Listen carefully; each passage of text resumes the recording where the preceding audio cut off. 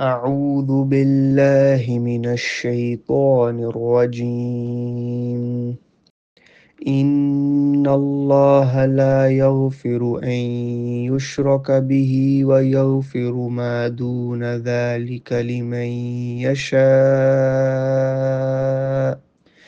ومن يشرك بالله فقد ضل ضلالا بعيدا.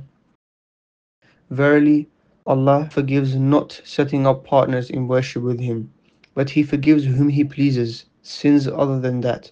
And whoever sets up partners in worship with Allah has indeed strayed far away. Surah An-Nisa 116.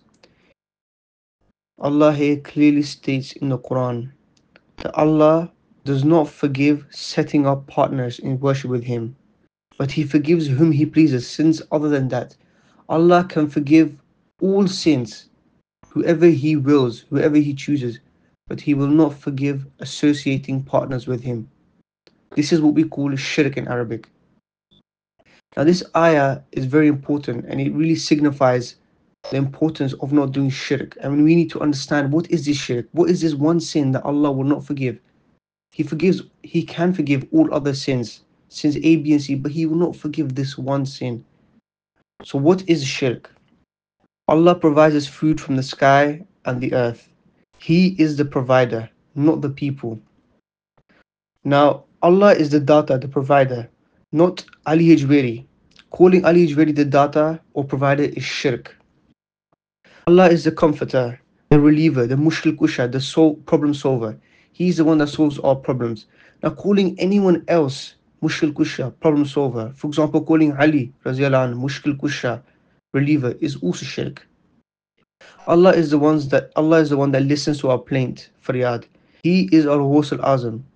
Now, calling anyone else Ghaus al-Azam, calling, for example, Abdul Qadir Jalani Ghaus al-Azam, is also shirk.